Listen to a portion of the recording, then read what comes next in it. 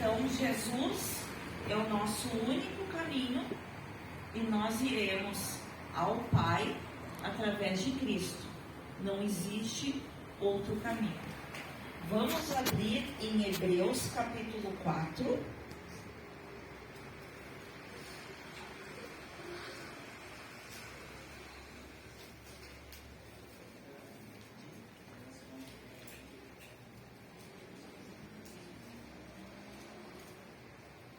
E agora peço para o outro irmão ler Hebreus capítulo 4, versículo 12. Pode ler, irmão Luiz. Porque a palavra de Deus é viva e eficaz, e mais penetrante do que espada alguma de dois gumes, e penetra até a divisão da alma e do espírito e das juntas e médulas, e é apta para discernir os pensamentos e intenções do coração. Amém. Então a palavra de Deus, por mais que queiram nos mostrar o contrário, no mundo aí fora, ela é viva, ela é eficaz, e ela é tão viva, e ela é tão importante que ela penetra em nós. Como diz aqui a palavra, mais cortante do que qualquer espada de dois gumes, ela penetra em cada um de nós. Vamos agora para o livro de Gênesis, capítulo 2.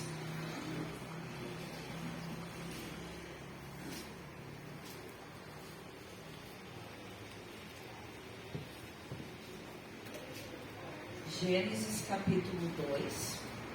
Peço para algum outro irmão ler os versículos de 1 ao 3.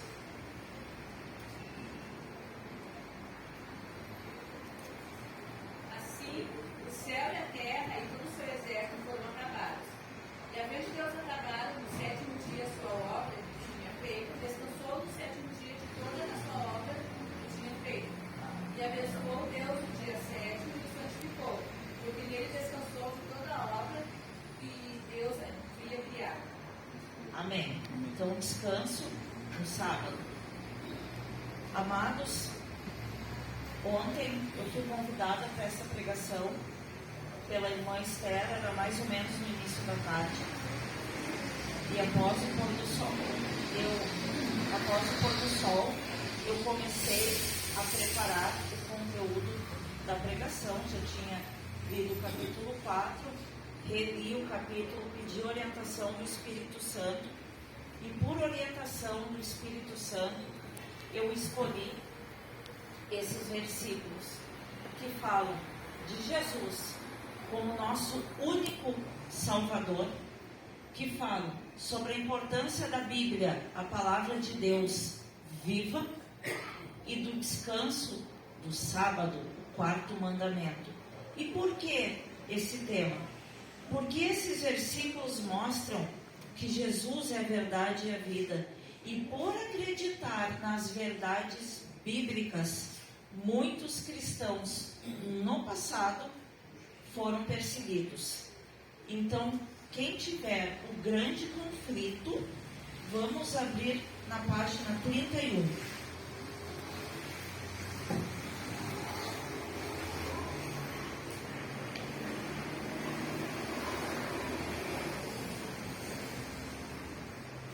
Página 31 do grande conflito. Eu vou ler o primeiro parágrafo. Durante o longo período de supremacia papal, testemunhas de Deus se apegaram à fé em Cristo como o único mediador entre Deus e os seres humanos. Confiavam na Bíblia como a única regra de vida e guardavam o sábado verdadeiro. A Igreja, além de os rotular como hereges, eliminava, interpretava incorretamente ou mutilava seus escritos. Ainda assim, eles permaneceram firmes.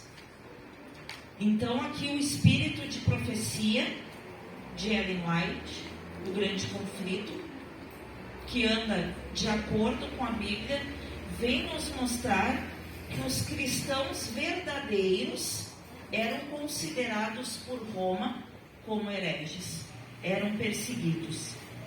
quase não há menção a eles nos registros humanos, exceto nas acusações de seus perseguidores. Assim que o papado obteve poder, estendeu os braços para destruir todos aqueles que se recusavam a reconhecer a sua autoridade. Na Grã-Bretanha, o cristianismo simples criou raízes cedo, sem as corrupções da apostasia papal. Roma estava determinada a submeter a Grã-Bretanha ao seu domínio. À medida que a obra progredia, os líderes papais se levantavam contra os cristãos simples. Hoje, nós também temos uma escolha. Se vamos acreditar em tradições, se vamos acreditar em vãs filosofias, se vamos acreditar em invenções humanas, ou se vamos crer unicamente na palavra, se vamos obedecer à palavra, se vamos orar, pedir a orientação do Espírito Santo para andar de acordo com aquilo que as Sagradas Escrituras vêm nos mostrar. Não é fácil. Nós temos uma tendência pecaminosa. Cada um de nós sabe onde aperta, onde é difícil, mas Deus é um Pai tão amoroso que está disposto a nos conduzir, a nos ajudar, a modificar. Por isso nós temos a Bíblia para nos dar conforto, para nos dar orientação, para nos dar a disciplina. Pois Deus, como foi falado hoje na pregação de hoje de manhã, Deus é amor, Deus é justiça. Então há uma diferença entre os cristãos simples e o sistema papal. E isso nós vemos nesse capítulo 4, como em outros capítulos de um grande conflito. Os cristãos simples eram humildes, eram bíblicos em doutrina, caráter e conduta. Eles não estavam buscando a exaltação humana. Eles não estavam buscando alimentar o seu próprio ego. Eles estavam buscando a Cristo e o exemplo de Cristo. Já o sistema papal colocava superstição, colocava dogmas que não tem nada a ver com a palavra. O sistema papal buscava pompa, riqueza. O sistema papal buscava arrogância e o orgulho. Então eu convido mais uma vez os irmãos a abrirem o grande conflito, página 32.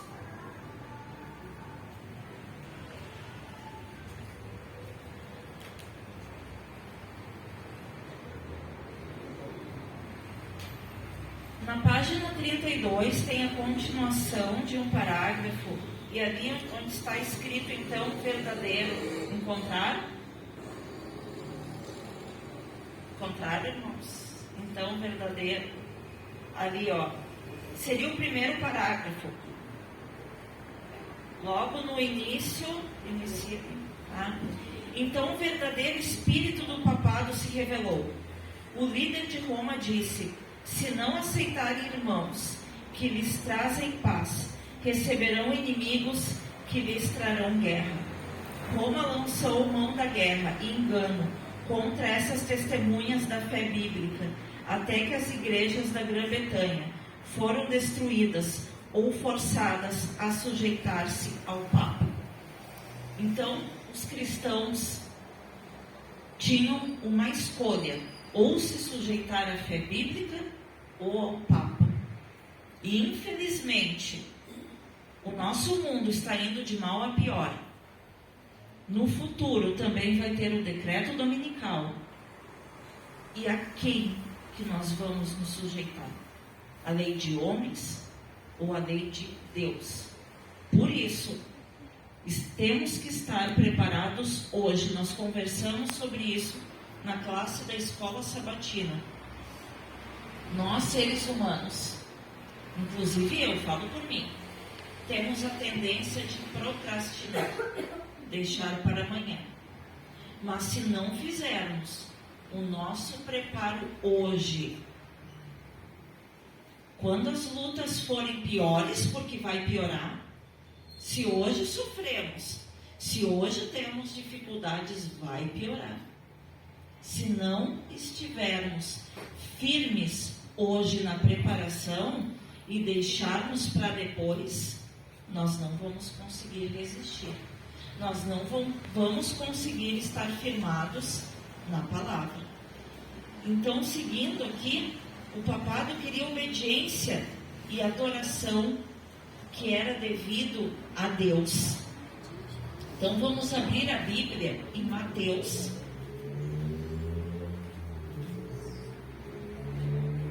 capítulo 4.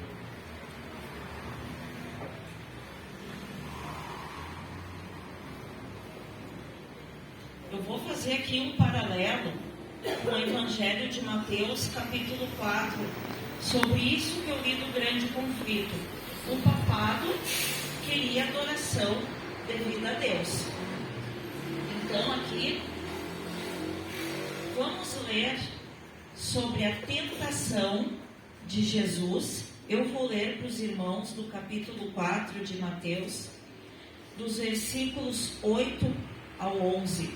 Levou ainda o diabo a um monte muito alto, mostrou-lhe todos os reinos do mundo e a glória deles, e lhes disse: tudo isto te darei, se prostrado me adorares. Então Jesus lhe ordenou: retira-te, Satanás, porque está escrito: ao Senhor teu Deus adorarás, e só a ele darás culto. Com isto o deixou o diabo, e eis que vieram anjos e o serviram. Então, Satanás, com seus enganos, com a sua astúcia, queria oferecer para Jesus glória, queria oferecer coisas mundanas para Cristo. E Cristo deu a resposta baseada na palavra: ao Senhor teu Deus adorarás, e só a Ele darás culto. Nós temos muitas e muitas tentações. O mundo nos oferece muitas coisas. A luta é diária para cada um de nós. Quanto mais estudamos, quanto mais oramos, mais as lutas crescem. Eu falo por mim mesma. Eu oro pela manhã, oro à noite, mas o estudo mesmo eu faço pela manhã, que é o horário que a minha mente funciona melhor é de manhã. Então eu procuro acordar mais cedo, cada um tem um horário. E às vezes dá vontade de dormir mais um pouco, principalmente no inverno. Então, todos os dias essa perseverança na oração. E Jesus nos deixou na sua palavra que só a Deus devemos dar culto. Vamos abrir novamente no grande conflito, página 32.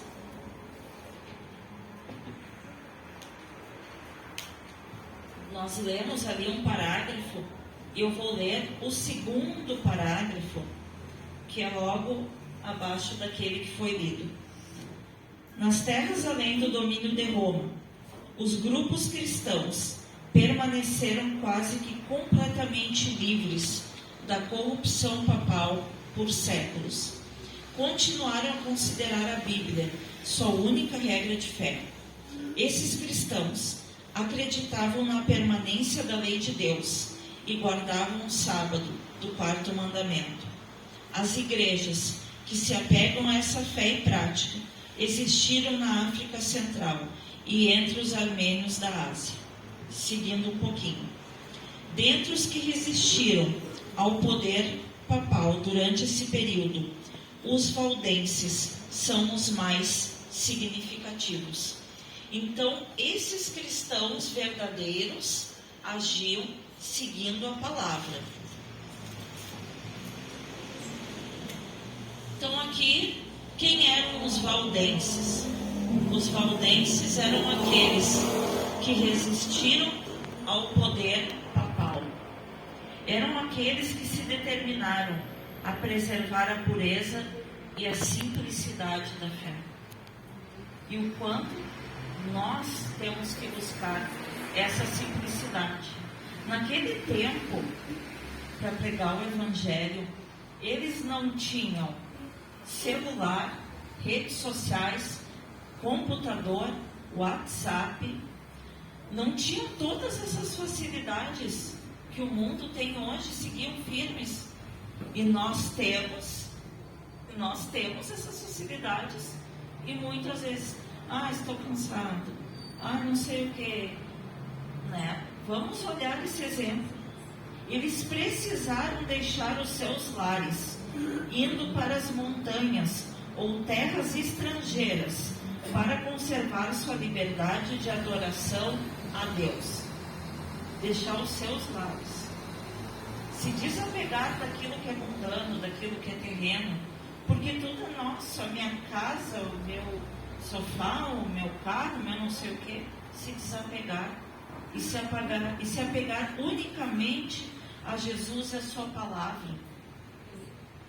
Um dos principais motivos que levaram a igreja a se separar de Roma foi o ódio desta em relação ao sábado bíblico. O poder papal pisoteou a lei de Deus. Então o poder papal não estava preocupado com aquilo que estava nos 10 mandamentos. Semana passada nós falamos um pouco na palavra sobre os 10 mandamentos, mas sim com a sua supremacia em mudar os tempos e a lei. Séculos antes da reforma, os valdenses tinham a Bíblia em sua língua materna. Isso os tornou alvo de perseguição. Arriscando a própria vida, permaneceram firmes, resistindo às corrupções da igreja dominante. Assim nós também precisamos resistir às corrupções do mundo, nas pequenas coisas. Como os valdenses agiam e quais eram os seus princípios? Quais eram os princípios desse povo, né? Para agir assim, de acordo com a palavra. Vamos abrir em Um Grande Conflito, página 33.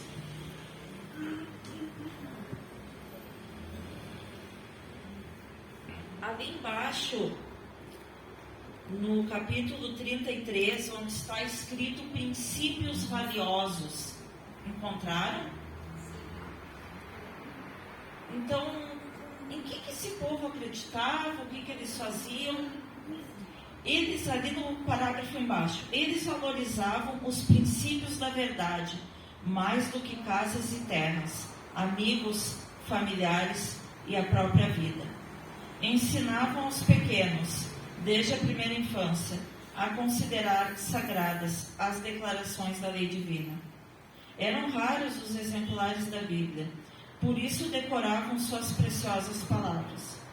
Muitos eram capazes de recitar grandes trechos, tanto do Antigo quanto do Novo Testamento. Então, dando uma parada aqui, porque temos alguns aspectos importantes. Valorizavam os princípios da verdade mais do que os bens materiais. Um grande ensinamento para nós. Então, as crianças eram ensinadas desde pequena. E hoje se percebe que falta esse ensino. Eu mesma, antes de estar aqui na igreja, eu estive em outras religiões. Então, eu levava minha filha em outras religiões.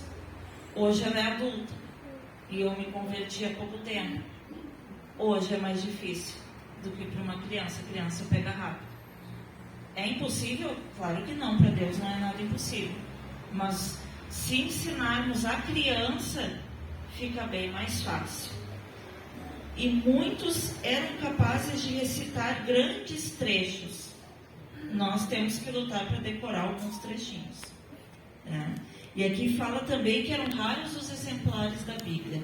Hoje temos Bíblia, letra grande, letra pequena, Bíblia da mulher, Bíblia de estudo, Bíblia assim, Bíblia no celular.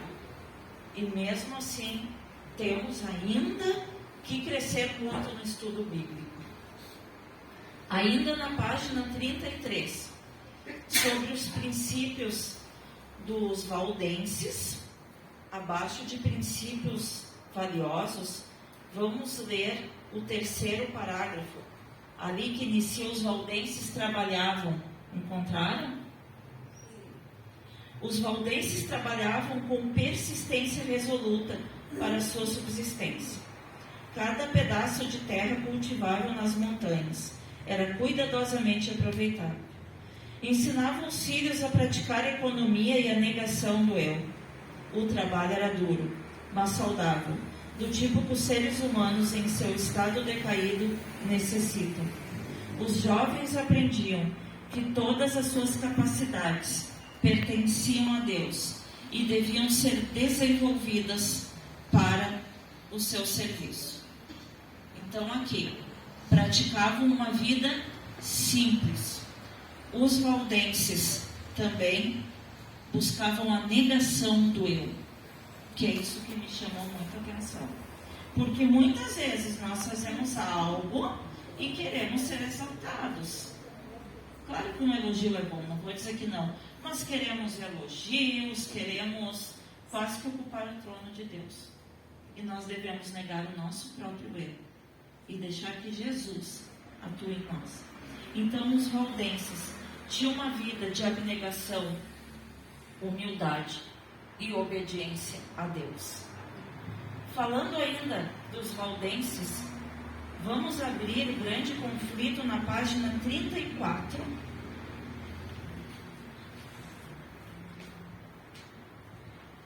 E eu vou ler aqui na página 34, embaixo de treinamento eficaz.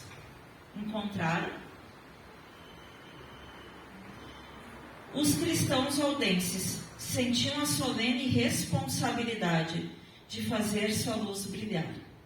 Pelo poder da palavra de Deus, trabalhavam para quebrar o jugo que Roma impusera. Os ministros valdenses precisavam servir por 3 anos em algum campo missionário, antes de assumir uma igreja na própria terra. Uma introdução apropriada à vida pastoral em tempos difíceis. Os jovens iam diante de si, não riquezas e glórias terrenas, mas trabalho duro, perigoso e a possibilidade de morte de mártir. Os missionários saíam de 2 em 2, assim como Jesus havia enviado seus discípulos. Então aqui, pegando o início do parágrafo, os cristãos valdenses sentiam a solene responsabilidade de fazer sua luz brilhar pelo poder da palavra de Deus. Nós hoje temos essa responsabilidade.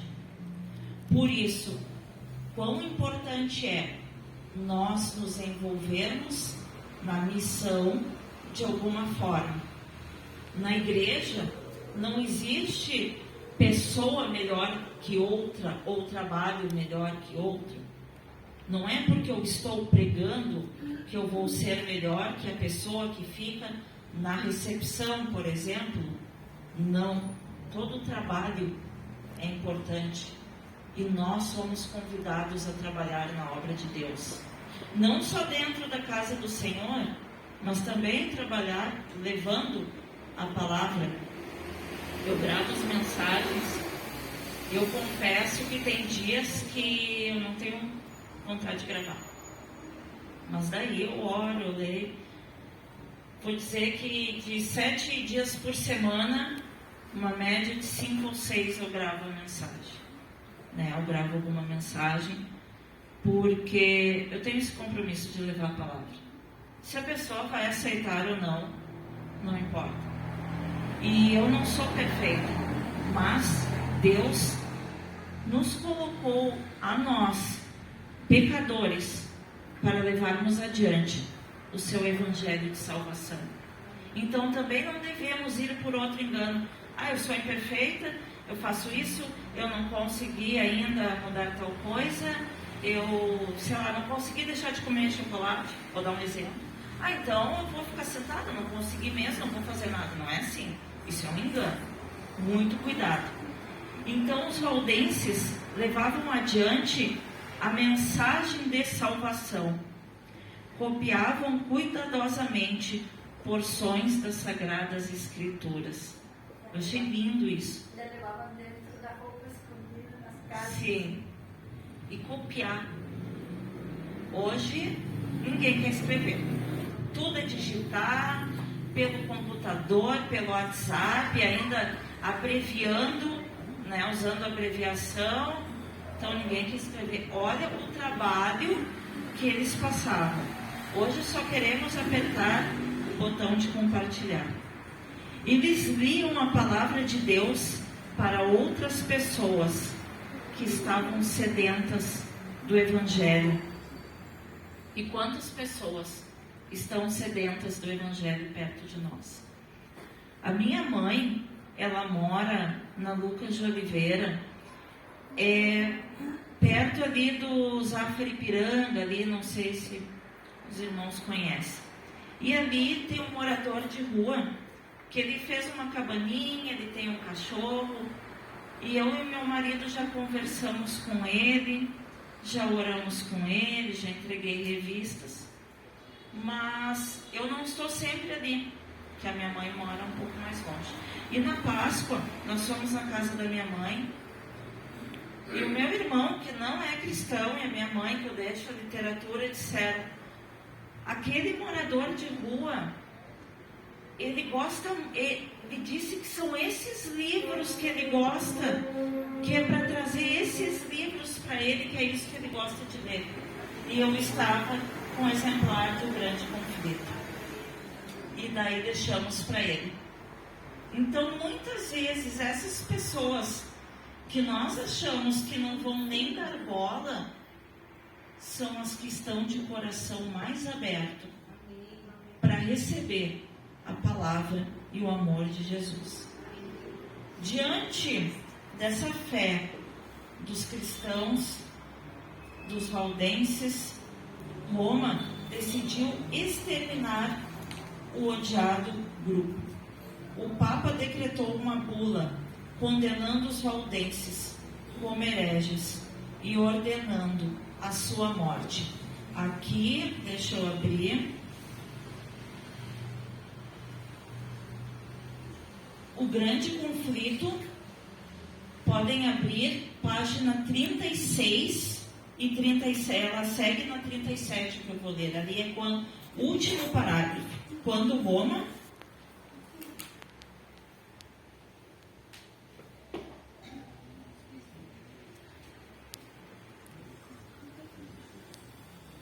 Amém? Quando Roma decidiu exterminar o odiado grupo, o Papa decretou uma bula, édito, condenando os valdenses como hereges e ordenando sua morte. Eram acusados de preguiçosos, desonestos, desordeiros, mas declarava-se que eles tinham aparência de piedade e santidade, que seduziam as ovelhas do verdadeiro rebanho.